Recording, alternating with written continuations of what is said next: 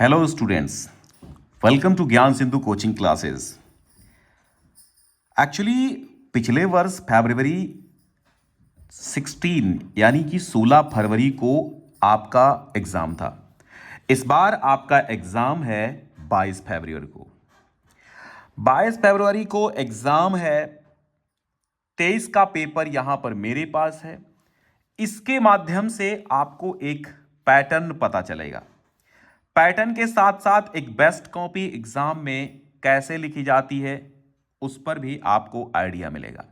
इस तरह तमाम डाउट आपके मन में है, जैसे कि हमें कितने शब्दों में कितना आंसर लिखना है, क्या हम ऐसे लिखते वक्त थोड़े शब्दों का इस्तेमाल करें या फिर ऐसे कितने पेजेस में लिखें। ये तमाम सवाल आपके हैं। पेपर 23 का है। सॉल्यूशन भी हम इसका पूरा का पूरा सॉल्यूशन भी यहां पर है। पेपर 24 का हो 23 का हो, आपसे इससे लेना देना नहीं है। ये PYQ भी आपका हो जाएगा। प्रीवियस ईयर क्वेश्चन पेपर का सॉल्यूशन भी आपको मिल रहा है। और उसके बाद आप जो ये कॉपी देखेंगे तो एकदम गजब की कॉपी है। यानी ऐसी कॉपी लिखने के बाद शायद आप टॉपर बन सकें।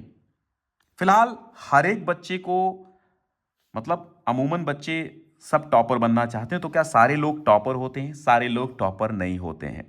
टॉपर ओनली 200-400 बच्चे ही होते हैं। यानी हर जिले में अगर हम टॉप 10 रख लें प्रत्येक डिस्ट्रिक्ट में, यानी एवरी डिस्ट्रिक्ट में अगर 10 का एवरेज रखें तो 75 जिलों में 750 बच्चे वो जो डिस्ट्रिक्ट टॉप में टॉप 10 में आते हैं, और इसके बाद 10 वो जो यूपी टॉपर होते हैं। तो हम टोटल 760 बच्चे, और इसके बाद वो होते हैं जो आते हैं कॉलेज टॉपर, स्कूल टॉपर। तो चलो कम से कम स्कूल टॉपर ही बन जाओ, अवार्ड तब भी, सम्मान तब भी मिलेगा। डिस्ट्रिक्ट टॉप करोगे तो उससे थोड़ा सा बड़ा लेवल का सम्मान है, और अगर आप यूपी टॉप करोगे तो सबसे हाई लेवल का सम्मान है। और वो भी यूपी टॉप करने पर अगर आप फर्स्ट रैंक लेकर के आते हैं तो सबसे बड़ा सम्मान आपको एक स्टूडेंट होने का गौरव प्राप्त होता है। तो आइए इसको हम बहुत कायदे से समझते हैं। अब इसको समझने के बाद आपको कहीं पर भी गलतियां नहीं करनी, और कोई भी डाउट आपके मन में नहीं रह जाएगा। और बार बार अब आप सवाल मत पूछिएगा कि सर कितनी लाइन में क्या करना है, कितने शब्दों में क्या करना है। तो पहला शुरुआत करते हैं। अष्टयाम कृति के लेखक कौन है? नाभादास हैं। धर्मवीर भारती द्वारा लिखित उपन्यास है सूरज का सातवां घोड़ा। जयशंकर प्रसाद द्वारा लिखित नाटक नहीं है, तो यहां पर भारत सौभाग्य नहीं है। इनमें से आत्मकथा विधा की रचना कौन सी है? अर्धकथानक बनारसी दास जैन की है। यात्रा व्रत संबंधी गद्य कृति अरे यायावर रहेगा याद के लेखक सच्चिदानंद हीरानंद वात्स्यायनज्ञ हैं। हमें 5 गद्य साहित्य के विकास के ये ऑब्जेक्टिव क्वेश्चन अब यहां पर सबसे पहले समझना है। सबसे पहले खंड हमें डालना है। जिस खंड की शुरुआत करना है उसी खंड को समाप्त करना है। यानी कि अगर प्रश्न संख्या 1 की खत्म, 1 को आप शुरू कर रहे हैं तो 1 को पहले ही फिनिश करिए, फिर नए पेज से स्टार्ट करना। ये नहीं कि ये क्वेश्चन एक आंसर हल करो फिर नया पेज से, ये नहीं, ऐसा नहीं होता। प्रश्न संख्या 1 के अंतर्गत जितने प्रश्न हैं सारे एक साथ हल करो, इसके बाद आप नवीन पेज से स्टार्ट करो। ठीक है, तो यहां पर सबसे पहले आपको सुंदर सुंदर प्रश्नोत्तर संख्या डाल लेनी है। टाइम मैनेजमेंट हमने बता ही दिया है, टाइम मैनेजमेंट उस हिसाब से कर ही लेना है। और अगर एक बात और हमारी सुन लो, अगर आप बहुत ज्यादा राइटिंग बनाने के चक्कर में पड़ेंगे तो भी आप टाइम मैनेजमेंट गड़बड़ कर सकते हैं। यहां पर हमने खंड खा डाल लिया, खंड का डाल लिया। खंड का डालने के बाद प्रश्नोत्तर संख्या आराम से डाल लेनी है। नाभादास सूरज का सातवां घोड़ा, भारत सौभाग्य अर्धकथानक, और यहां पर सच्चिदानंद हीरानंद वात्स्यायन अज्ञे। का खा गा घा अंगा, और का थर्ड सही है, खा का सेकंड सही है, गा का फोर्थ सही है, और घा का आपका फर्स्ट सही है। हाशिया केवल इधर ही खींचना है, इधर खींचने की आवश्यकता नहीं है। ये कर सकते हैं आप, इधर ऐसे मोड़ दीजिए, इसके बाद लिखने तक यहां तक लिखिए, इधर लिखने में भले छोड़ दीजिए, हाशिया मत खींचिए। तो यहां पर 1 अंक इसमें और 1 अंक इसमें, 1 इसमें, 1 इसमें और 1 इसमें, टोटल 5 अंक यहां पर मिले हैं। 100 आउट ऑफ 100 मिलना तय है इस कॉपी में। आप देखिए मैं चेक कर रहा हूं।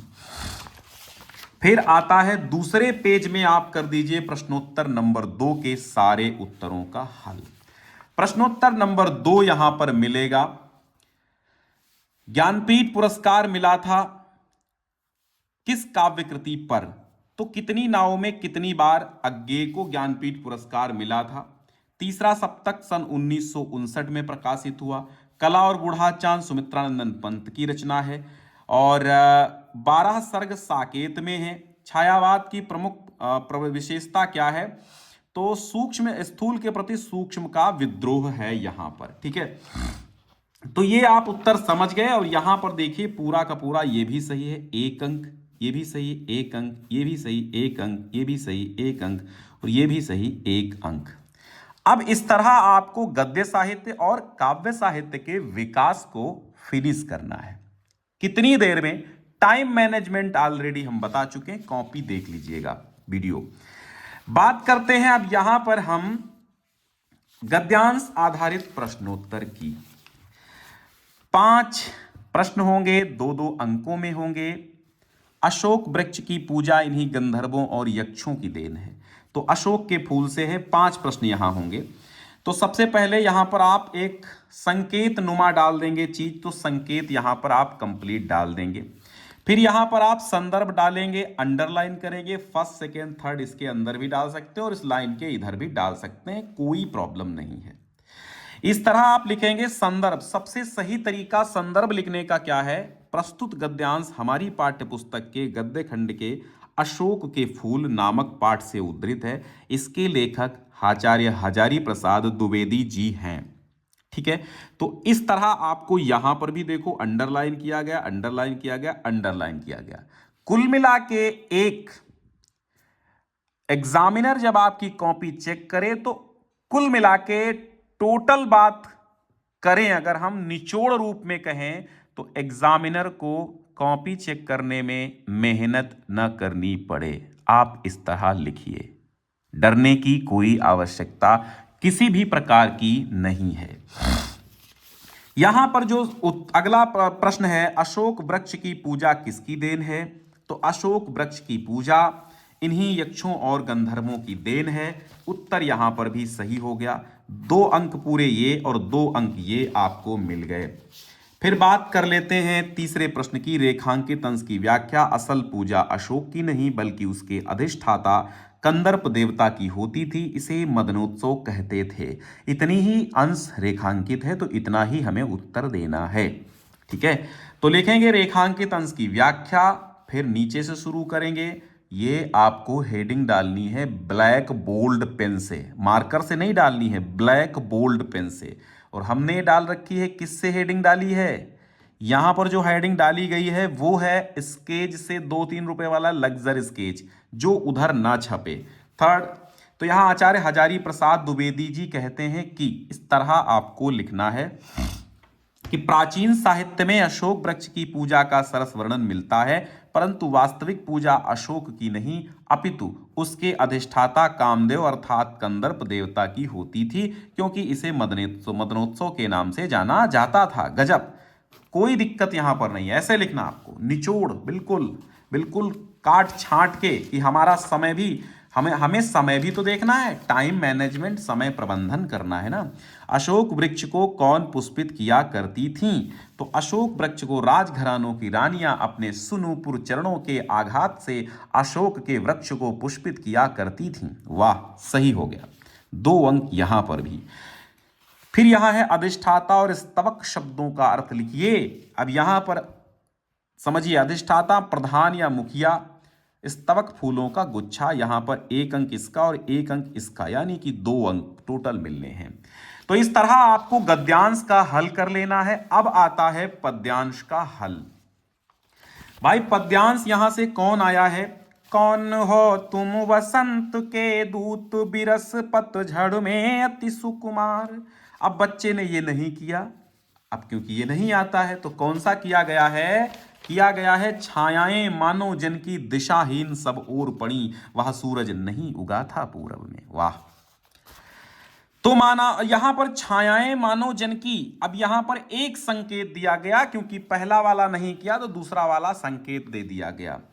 संदर्भ लिखिएगा कि प्रस्तुत पद्यावतरण हमारी पाठ्य पुस्तक के काव्य खंड के अंतर्गत संकलित कविता हिरोशिमा से अवतरित है। इसके रचयिता प्रयोगवाद के प्रवर्तक कवि सच्चिदानंद हीरानंद वात्स्यायन अज्ञे जी हैं। हिरोशिमा और अज्ञे जी, 2 अंक यहां पर कोई नहीं काट सकता। फिर रेखांकित अंश की व्याख्या है, ठीक है। तो रेखांकित अंश कहां से है? कुछ क्षण का वह उदय अस्त केवल एक प्रज्वलित क्षण की दृश्य सोख लेने वाली दोपहरी। वाह, यहां पर व्याख्या करिए। अज्ञे जी कहते हैं कि बम गिरने के कुछ ही क्षणों के भीतर क्या हुआ? विनाश लीला का दृश्य मंद पड़ने लगा। दोपहर तक सारी लीला खत्म हो गई और मानव सब भाव बनकर उड़ गए। तात्पर्य यह है कि वो दोपहरी एक ऐसी दोपहरी थी जिसमें सारे दृश्य विलुप्त हो गए और यहां पर भी किसी की हिम्मत नहीं कि अंक काटे। फिर यहां पर है अगला सवाल है, काल सूर्य के रथ के इस पंक्ति में कौन सा अलंकार है? उत्तर देखिएगा, इस पंक्ति में रूपक अलंकार है। 2 अंक। 10 दिशाओं के नाम जरूर याद कर लेना। अगर ये प्रश्न आया तो 10 दिशाओं के नाम जरूर आ जाएंगे। तो यहां पर 10 दिशाओं के नाम पूर्व, पश्चिम, उत्तर, दक्षिण, ईशान, वायव्य, आग्नेय, नैऋत्य, अध और ऊर्ध्व, यानी अधो और ऊर्ध्व भी कहा जाता है। तो 2 अंक यहां पर। फिर यहां पर वो सूरज किस दिशा में उदित हुआ था? तो वो सूरज परमाणु बम रूपी सूरज था जो पूर्व दिशा में न उदित होकर के अचानक नगर के मध्य में बरसा था। ओके, 2 अंक। तो 10 अंक आपको पद्यांश आधारित प्रश्नोत्तर में कर लेने हैं। बड़ा दिमाग लगाते हैं, मतलब मेजॉरिटी ऑफ स्टूडेंट्स, बहुत सारे ऐसे स्टूडेंट्स हैं जिनको ये प्रॉब्लम क्रिएट हो गई है। उनके माइंड में एक प्रॉब्लम भर ली है उन्होंने कि हमारा साहित्यिक परिचय कहीं गलत ना हो जाए, क्योंकि बहुत सारे बुक्स में, बहुत सारे क्वेश्चन बैंक्स में, बहुत सारे टीचर्स ने अलग अलग तरीके से लिखा रखा है। हमने आपको यह भी बताया था कि बोर्ड ने जो इंस्ट्रक्शंस दिए हैं उसमें फ्लो चार्ट बनाने का निर्देश दिया है, तो आप बना लीजिए, आपको क्या प्रॉब्लम है। यहां 80 शब्द कह रहे हैं, तो क्या आप कहेंगे सर जीवन परिचय लिखेंगे? यहां तो साहित्यिक परिचय पूछता है। अब आपसे पूछे साहित्यिक परिचय या जीवन परिचय, जीवन परिचय तो नहीं पूछता है, लेकिन बिना उसके जीवन का परिचय दिए हुए कोई साहित्यिक परिचय कैसे लिख सकता है ना? तो ये हल्का सा 4 लाइनों में आपको निपटा देना है। इसी तरह एक कवि का भी है। तो अब आइए यहां पर एपीजे अब्दुल कलाम का, तो यहां डालेंगे 5 का और फर्स्ट, यहां पर देखिएगा 5 का और फर्स्ट और लिख देना है डॉक्टर एपीजे अब्दुल कलाम का साहित्यिक परिचय। और यहां पर संक्षिप्त परिचय डाल के जन्म, जन्मस्थान, पिता माता, शिक्षा, प्रसिद्धि, लेखन विधा, प्रमुख रचनाएं, मृत्यु। तो यहां पर टोटल यही देख के एक एग्जामिनर समझ जाएगा कि आपका आगे का माहौल क्या है, आगे का आपने क्या क्या क्रिएशन किया है। अब बात करें अगर साहित्यिक परिचय की, तो इनका तो केवल साहित्यिक परिचय ही है, लेकिन फिर भी हम यहां पर थोड़ा सा जीवन परिचय देते हुए चीजें इनकी लिखेंगे। तो यहां पर लिख दिया गया भारत रत्न अब्दुल कलाम जी का पूरा नाम अबुल पकीर जैनुलाब्दीन अब्दुल कलाम है। इनका जन्म 15 अक्टूबर सन 1931 धनुषकोडी, रामेश्वरम, तमिलनाडु। जब चीजें हाईलाइट होंगी तो कोई भी एग्जामिनर आपका बहुत ज्यादा पढ़ेगा नहीं।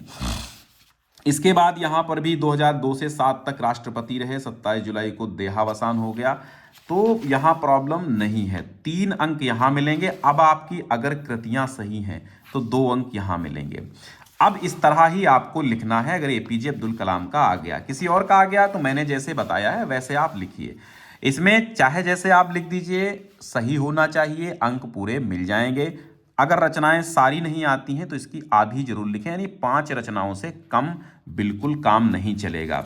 अब आता है एक कवि का, तो यहाँ महादेवी वर्मा है। यहाँ पर भी संक्षिप्त परिचय इस्तेमाल कर लिया गया। साहित्यिक परिचय में देखो यहाँ पर लिखा गया, आप हेडिंग साहित्यिक परिचय डालिए, कोई प्रॉब्लम नहीं, हेडिंग तो साहित्यिक परिचय डालेंगे, लेकिन लिखना प्रारंभ करेंगे तो हल्का सा जीवन परिचय हमें 3-4 लाइनों में दे देना है। जैसे आधुनिक युग की मीरा के नाम से विख्यात महादेवी वर्मा जी का जन्म सन 1907 ईस्वी में उत्तर प्रदेश के प्रसिद्ध नगर फर्रुखाबाद में हुआ था।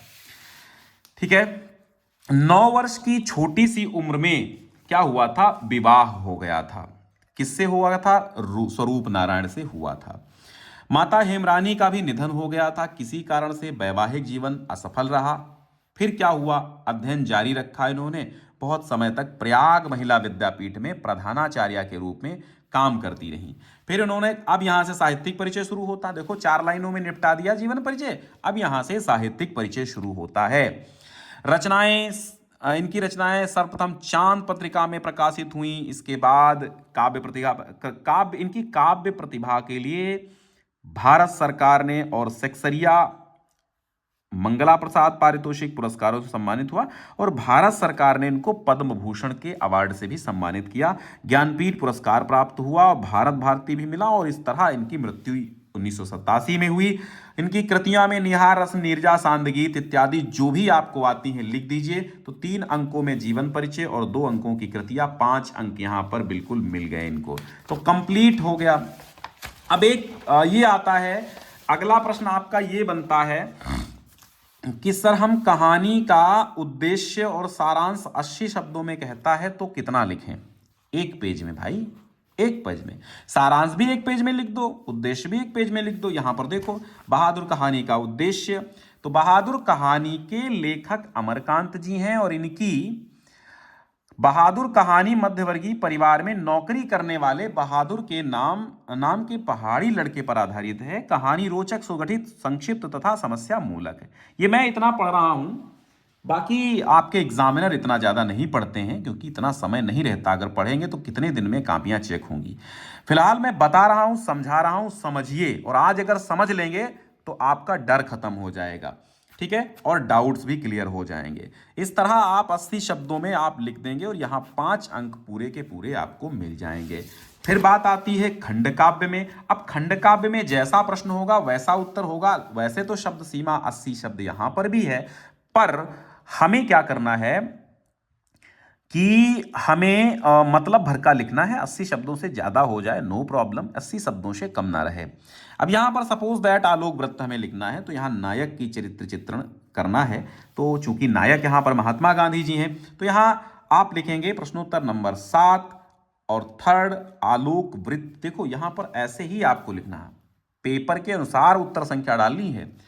7 का थर्ड है, थर्ड का आलोक वृत्त, और आलोक वृत्त में आप डालिए नायक महात्मा गांधी का चरित्र चित्रण, ठीक है। अब यहां देश प्रेमी है, मानवीय मूल्यों के प्रति आस्था है, बाकी मेन हेडिंग्स ही होती हैं। और देखो 1.5 पेज में ही हो गया, आधा पेज ये हो गया और आधा पेज ये हो गया, ठीक है। स्वदेशी के प्रति जोर है, और सत्य हिंसा के पुजारी हैं, स्वतंत्रता लोभी हैं, मातृभूमि एवं पात्रपितृ भक्त भी हैं। तो 5 अंक यहां पर भी इनको मिलेंगे। क्यों नहीं मिलेंगे भाई? अब यहां खंड खा आता है। सामान्य हिंदी, साहित्यिक हिंदी सब देखें। खंड खा में आपके 1 संस्कृत गद्यांश का हिंदी अनुवाद, 2 अंकों का संदर्भ और 5 का अनुवाद होता है। 7 अंक ये आपको मिलेंगे, ठीक है। तो यहां पर है याज्ञवल्क्य उवाच। अब यहां पर देखिएगा, यहां पर थोड़ा सा ये हुआ है कि यहां पर ये खंड खा में सबसे पहले ये गद्यांश के आंसर नहीं आए हैं, गद्यांश के आंसर नहीं आए हैं, सीधे सीधे लोकोक्तियां और मुहावरे लिख दिए गए हैं, ठीक है। लोकोक्तियां और मुहावरे यहाँ पर लिख दिए गए हैं। देखते हैं क्या इधर गद्यांश, हाँ बिल्कुल। तो सपोज दैट ये कठिन लगा एक बच्चे को, अब उसने क्या किया, खंड खा में ये नहीं आता है, चूंकि खंड का में उसने तारतम्यता अपनाई, खंड का में उसने सीरियल अपनाया, लेकिन खंड खा में सीरियल इसलिए नहीं अपनाया क्योंकि इसको थोड़ा सा इसमें डाउट था किसी लाइन में। अब क्या हुआ, यहां पर ये उत्तर ना करके यहां पर सीधे सीधे सीधे सीधे खंड खा में उत्तर नंबर 9 पे आ गया बच्चा। 9 पे आ गया तो यहां पर 2 अंकों में 1 लोकोक्ति 1 मुहावरे का अर्थ लिखकर वाक्य में प्रयोग करना है। अगर आप अर्थ लिखते हैं, देखिए यहां पर अर्थ लिखा, ईद का चांद होना, लंबे समय बाद दिखना, तो 1 अंक अर्थ का, और जयप्रकाश तुम तो दिखते ही नहीं, एकदम ईद के चांद हो गए, 1 अंक ये, 2 अंक इस तरह मिलेंगे। और अगर आपको लगता है कि मैं केवल अर्थ ही लिखूंगा तो मिलेगा, तो 1 अंक मिलेगा। फिर प्रश्नोत्तर संख्या 10 आती है। यहां पर संधियां हैं। संधियां साहित्यिक हिंदी की हैं, सामान्य हिंदी में संधियां नहीं है, अपठित गद्यांश है। तो अब ये इसकी जगह आप अपठित गद्यांश 10 नंबर पे रख लीजिए। संधियां और शब्द रूप में अपठित गद्यांश रख लीजिए। शब्द रूप तो साहित्यिक हिंदी, सामान्य हिंदी सबके लिए समाप्त है, लेकिन ये अभी साहित्यिक हिंदी वालों को संधियां हैं। तो संधियों का उत्तर कैसे देना है? 10 फर्स्ट सी सही है, तो ऐसे ही 10 फर्स्ट, यहां पर 10 का फर्स्ट का सी सही है ये, तो टोटल यहां पर 3 अंकों का काम यहां पर हो गया। अब देखिए भैया, शब्द रूप धातु रूप नहीं है, तो सपोज दैट हम इन्हें ये मान लेते हैं कि ये गद्यांश आधारित प्रश्नोत्तर है, अपठित वाला। अब यहां पर बात कर लेते हैं शब्द युग्म वाला। अशक्त और आसक्त 11 का ये ऑब्जेक्टिव है, तो ऑब्जेक्टिव इसी तरह लिखना है, 11 का फर्स्ट का सी और लिख देना है इसी तरह यहां पर एक एक अंक में। फिर आपका आता है अनेकार्थी शब्दों के उत्तर कैसे देंगे आप? तो 11 के खा का थर्ड है, यहां पर लिखा गया 11 के खा का फर्स्ट का आंसर दिया गया चपला के 2 अर्थ, ऐसे लिखिए विद्युत और लक्ष्मी। तो यहां पर आपका 2 अंक मिल जाएंगे, दोनों का एक एक होता है। अगर एक ही अर्थ लिखेंगे तो एक ही अंक पाएंगे, 2 अर्थ लिखेंगे तो 2 अंक पाएंगे, क्योंकि 2 अर्थ पूछता है ना। फिर यहां पर आपको 2 वाक्यों को शुद्ध करके लिखना है। जब 2 वाक्यों को आप शुद्ध करके लिखेंगे तो ही 2 अंक मिलेंगे।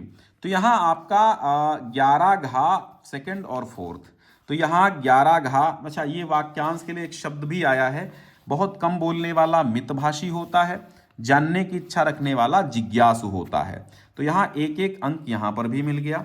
फिर इसमें समस्त प्राणी मात्र का कल्याण है, तो यहां पर इसमें प्राणी मात्र का कल्याण है, जीवन और साहित्य का घनिष्ठ संबंध है, एक एक अंक का यहां पर भी काम हो गया। बात आती है, एक बड़ा डाउट होता है सर रसछंद अलंकार में हम क्या करें, वो हमें नहीं, दिक्कत आ रही है, मजा नहीं आ रहा है, समझ नहीं आ रहा है। तो यहां पर एकदम एकदम क्लियर हो जाएगा आपका डाउट, आपकी प्रॉब्लम्स। ठीक है, प्रश्नोत्तर नंबर 12 के का में कहा गया वीर रस अथवा करुण रस, श्लेष अथवा उत्प्रेक्षा, दोहा अथवा कुंडलिया। अब यहां पर लिखा गया सोदाहरण परिभाषा, यानी उदाहरण और परिभाषा 2 ही चीजें देनी है। अलंकार का लक्षण और उदाहरण देना है, 2 ही चीजें। छंद का लक्षण और उदाहरण 2 ही चीजें, यानी एक एक एक एक एक एक 2-2 अंक का यहां पर सब है। ठीक है, तो यहां पर वीर रस देखिएगा, वीर रस में आप लिखेंगे परिभाषा। वीर रस की परिभाषा होती है अलंकार और छंदों के लक्षण होते हैं। तो आप लिखेंगे युद्धादि को देखकर अथवा सुनकर जब उत्साह नामक स्थायी भाव, विभाव, अनुभाव, व्यभिचारी भावों द्वारा पुष्ट होता है तब वीर रस की निष्पत्ति होती है। तो यहां पर एक बार स्थायी भाव भी आपको लिखना होता, तो स्थायी भाव शुरुआत में ही लिख दें। चढ़चेतक पर तलवार उठा रखता था भूतल पानी को, राणा प्रताप सिर काट काट करता था सफल जवानी को। अगर कोई शब्द आपका गलत हो रहा है तो उसे एक लाइन में ही काटें, बहुत ज्यादा वैसे ना काटें। तो 1 अंक की परिभाषा और 1 अंक का उदाहरण यहां पर 2 अंक मिलेंगे। फिर बात आती है अगले पेज में, प्रश्नोत्तर नंबर 12 खा श्लेष अलंकार। श्लेष का अर्थ होता है श्लेष या चिपका हुआ, अर्थात जहां पर एक शब्द एक बार ही आए परंतु उसके अर्थ भिन्न भिन्न हो, वहां पर श्लेष अलंकार होता है, सही है। और चरण धर चिंता करत चितवत चारियों ओर, सुवर्ण को खोजत फिरत कवि व्यभिचारी चोर। तो यहां पर थोड़ा सा स्पष्टीकरण दे दीजिए अगर आपको पता है तो, ठीक है, नहीं पता है तो मत दीजिए, लेकिन देना अच्छी बात है। ठीक है, फिर आप मुझसे ये मत कहना कि सर दें या न दें, उदाहरण के साथ स्पष्टीकरण दे दो तो ज्यादा अच्छा, नहीं देना है तो कोई दिक्कत नहीं, नंबर नहीं कटेंगे बस। फिर यहां पर कुंडलिया छंद आता है, तो आप कुंडलिया छंद बहुत ज्यादा पूछा जाने वाला छंद है, तो इसे जरूर पढ़िएगा। कुंडलिया छंद का लक्षण लिखना है। कुंडलिया एक विषम मात्रिक छंद है, 6 चरण होते हैं, प्रत्येक चरण में 24 मात्राएं होती हैं। इसके प्रथम 2 चरण दोहा और बाद के 4 चरण रोला के होते हैं। ये दोनों छंद आपस में कुंडली के रूप में गुथे रहते हैं, इसीलिए कुंडलिया कहा जाता है। दोहे का अंतिम चरण रोला का प्रथम चरण बनता है, जिस शब्द से प्रारंभ होता है उसी से अंत होता है। ये लंबा पड़ेगा आपको, अगर आप दोहा लिख देंगे तो थोड़ा सा कम समय लगेगा, तो आप छोटा छंद लिखें, बहुत बड़ा ना लिखें। ठीक है, तो यहां पर 1-1 अंक यहां पर भी मिलेगा कंप्लीट में। फिर जो आपके इन्होंने प्रश्न यहां पर जो छोड़ दिया था वो अब कर रहे हैं, लेकिन खंड क्या है, खा है। यहां पर इन्होंने गद्यांश पद्यांश छोड़ा था, इसके अब आंसर लिख रहे हैं, यहां पर कोई प्रॉब्लम नहीं है। तो यहां पर उत्तर कैसे लिखने हैं, देखिए यहां पर कैसे उत्तर लिखने हैं। देखो यहां पर है अथैक शकुनी, अच्छा ये जातक कथा से, तो यहां पर संकेत दीजिए, फिर गद्यांश का संदर्भ। प्रस्तुत संस्कृत गद्यांश हमारी पाठ्य पुस्तक हिंदी के संस्कृत खंड के अंतर्गत जातक कथा उलूक जातकम नामक पाठ से उद्धृत है। 2 अंक यहां पर, और यहां पर है अथैक, इसके पश्चात शकुनि सर्वेशाम, तो ये सही है, मैंने ऑलरेडी पढ़ लिया है, तो 5 अंक यहां पर मिलेंगे इसको हिंदी अनुवाद में। इसी तरह एक श्लोक का हिंदी अनुवाद करना होता है, तो एक श्लोक का जैसे यहां पर हो गया है काव्यशास्त्र विनोदेन का 7 अंकों में यह भी है, सुभाषित रत्नानी से है, तो यहां पर 2 अंकों को यहां मिलना है 2 अंक, और यहां पर क्या मिलना है 5 अंक, तो ये भी सही है दोनों चीजें। फिर बात कर लेते हैं पत्र लेखन का, डाउट क्लियर होगा। अब पत्र लेखन क्या कहता है, पत्र लेखन यहां पर जो आया है वो समझो पहले कैसे आएगा। पत्र लेखन आएगा 6 अंकों में और साहित्यिक हिंदी के 8 अंकों में। 2 अंकों में प्रारूप सही होने का और 4 अंक आपके पत्र लेखन लिखने का, ठीक है। और इसी तरह साहित्यिक हिंदी के 6 अंक पत्र लेखन लिखने का, 2 अंक प्रारूपण का, 8 अंक आएगा। तो अपने नगर की सफाई के लिए नगर पंचायत को एक प्रार्थना पत्र लिखना है, नगर पालिका परिषद को, ठीक है। तो कुछ कोई भी कहेगा, तो यहां देखिए सेवा में, अब इसी तरह आपको लिखना है, यहां पर भी लिख सकते हैं, फॉर्मेट यही सेम रहेगा, इसी फॉर्मेट में लिखिए तो अच्छे अंक मिलेंगे। अधिशासी अधिकारी नगर पालिका हरदोई, यहां पर जिला लिखा जाता है, यहां पर किसको दे रहे हो वो लिखा जाता है, यहां अधिकारी का नाम लिखिए। फिर आप लिखिए महोदय मैं आपका ध्यान जनपद में व्याप्त गंदगी और दुर्दशा की ओर आकृष्ट कराना चाहता हूं। जहां जहां नालियां बनी हैं वे भी पुरानी होने के कारण जगह जगह से टूट गई हैं। उनकी सफाई हेतु कोई सफाई कर्मी भी ध्यान नहीं दे रहे हैं। साथ ही नए सफाई कर्मियों की भर्ती भी नहीं हो रही है। परिणामतः पानी दुर्गंध एवं बीमारियां फैला रहा है। अतः आपसे निवेदन है कि दुर्दशा को देखते हुए उचित कार्यवाही करने की कृपा करें। यहाँ दिनांक डालेंगे, यहाँ भवदीय डालेंगे, तो ये क्या होगा, एक सही प्रारूप होगा। भवदीय लिखना है, इसमें हमेशा दिनांक भी लिखना, आप चाहें दिनांक ऊपर भी डाल सकते हैं, कोई प्रॉब्लम नहीं होने वाली है। तो यहाँ पर टोटल 6 अंक मिलेंगे, नहीं कोई दिक्कत है। अब आता है क्या, 9 अंकों का निबंध लेखन, बेटी बचाओ बेटी पढ़ाओ पर यहां किया गया है। तो अब आप देखिए, सबसे पहले इस निबंध को समझ लीजिए, क्योंकि आ जाएगा तो लिख भी देंगे आप, ठीक है। प्रश्नोत्तर नंबर 14, सेकंड बेटी बचाओ बेटी पढ़ाओ। रूपरेखा आप बनाएंगे, क्योंकि यहां पर रूपरेखा के 2 अंक मिलते हैं, अगर नहीं बनाएंगे तो अंक चले जाएंगे। प्रस्तावना, बेटी बचाओ बेटी पढ़ाओ का उद्देश्य, बेटी बचाओ बेटी पढ़ाओ योजना का प्रभाव, उपसंहार। प्रस्तावना लिखेंगे, प्रधानमंत्री नरेंद्र मोदी जी ने बेटी पढ़ाओ बेटी बचाओ नामक योजना का उद्घाटन किया है, ठीक है। ये संपूर्ण भारत में लड़कियों को बचाने व शिक्षित करने के लिए एक बेहतर योजना है। ये कार्यक्रम 22 जनवरी 2015 को पानीपत में शुरू हुआ। विशेष रूप से ये कार्यक्रम हरियाणा में शुरू हुआ, क्योंकि इस राज्य में पूरे देश में महिला लिंगानुपात 775/1000 बहुत कम है, ठीक, ये सही कर दिया। फिर बेटी बचाओ बेटी पढ़ाओ योजना का उद्देश्य क्या है, तो इस योजना का उद्देश्य बालिका लिंगानुपात में गिरावट को रोकना है। ये कार्यक्रम देश में महिलाओं की स्थिति में सुधार के लिए महिला सशक्तिकरण को प्रोत्साहित करेगा। ये निम्नलिखित त्रिमंत्रालयी पहल है। इसमें महिला बाल विकास मंत्रालय, स्वास्थ्य एवं परिवार कल्याण मंत्रालय और मानव संसाधन विकास मंत्रालय सम्मिलित है। अब कार्यक्रम की पहल के कारण क्या रहे, ये आप एक हेडिंग नहीं बना लेंगे इसी के अंदर। कार्यक्रम की पहल के कारण इस प्रकार हैं, कम बाल लिंगा अनुपात था, महिलाओं के खिलाफ बढ़ते अपराध, कन्या भ्रूण हत्या, महिला साक्षरता में कमी, महिला जनसंख्या में गिरावट। उपयुक्त कारणों से बेटी बचाओ बेटी पढ़ाओ योजना को शुरू करने का आह्वान किया गया। और बेटी, अब देखिए 2 पेज हो गए, तीसरा पेज हेडिंग 4, बेटी बचाओ बेटी पढ़ाओ योजना का प्रभाव। ये अभियान भारत का सबसे हाई प्रोफाइल अभियान है। ये देश में बेटियों को सशक्त बना रहा है। इसके कुछ प्रभाव निम्नलिखित हैं। लिंगानुपात बड़े स्तर तक संतुलित करना, पहला उद्देश्य। फिर बालिका अधिकारों को ध्यान में लाया गया। बालिकाओं की दिशा और शिक्षा तक पहुंच हुई है। साक्षरता दर बढ़ी है। भ्रूण हत्या पर लगाम लगी है, महिला सशक्तिकरण सुनिश्चित हुआ है, लिंगानुपात में संतुलन हो रहा है।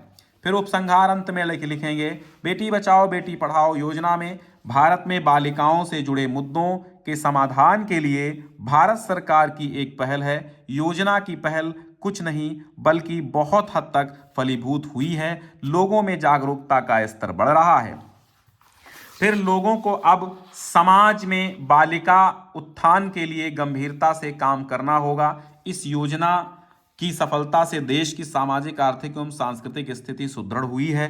कार्यक्रम के क्रियान्वयन के लिए प्रधानमंत्री जी को ढेर सारी बधाइयां, आभार। और यहाँ पर आप डालेंगे अपना रोल नंबर, क्योंकि यहाँ पर कॉपी हो रही है समाप्त। अंकों में भी डालेंगे और शब्दों में भी डालेंगे, ठीक है। अंकों शब्दों दोनों डाल देंगे ताकि पता चलेगा कि बिल्कुल यहाँ पर बच्चे ने कॉपी खत्म करके नमस्ते कर ली है। और टोटल अंक यहाँ पर दिए जाएंगे। टोटल अंक यहाँ पर मिल रहे हैं कितने कितने मिल रहे हैं? 100 में 100 मिल रहे हैं। एक भी अंक कम नहीं मिल रहा है, ठीक है। एक भी अंक यहाँ पर कम नहीं है, 100 में 100 है। इस तरह की कॉपी लिखने के बाद आपको भी 100 में 100 मिलेंगे। राइटिंग बहुत ज़्यादा देखो शुरुआत में सही है, आपकी भी शुरुआत में बहुत सही होगी, धीरे धीरे धीरे धीरे। हाँ, दूसरी बात यह है कि पेन अगर कलर बदल रहा है, यानी पेन पहला वाला बंद हो गया है, तो आप दूसरे पेन का भी इस्तेमाल कर लेंगे, कोई दिक्कत नहीं है। और अगर आपकी राइटिंग उसी से बनती है तो आप डबल पेन वही रखें, ठीक है। तो इस तरह 100 अंक यहाँ पर 100 में 100 मिले हैं। तो अगर आपको भी टॉपर बनना है तो 100 में 100 अंक लाने होंगे। नहीं 100 तो 97 98 तो लाने ही होंगे, तभी एक आप टॉपर बन सकेंगे। यहाँ पर उम्मीद करते हैं सारे स्टूडेंट्स के यहाँ पर डाउट क्लियर हुए होंगे। एक सच्चे और अच्छे तरीके से मैंने एक सही दिशा निर्देश में सही कॉपी लिखने का एक समझ लीजिए नियम बताया है, सही कॉपी लिखने के निर्देश दिए हैं। कैसे लिखना है, क्या लिखना है, कितना लिखना है, वो सारी बातों पर हमने यहाँ पर चर्चा कर ली है। अपठित गद्यांश जो नया आया है तो गद्यांश आधारित प्रश्नोत्तर की तरह ही उसके उत्तर देने हैं, बाकी कुछ नहीं है। ओके, तो उम्मीद करते हैं इस वीडियो पर प्यार बहुत देंगे, शेयर बहुत करेंगे। अब भी कोई डाउट है तो कमेंट कर सकते हैं। वैसे मुझे नहीं लगता कि अब कोई डाउट बचा है।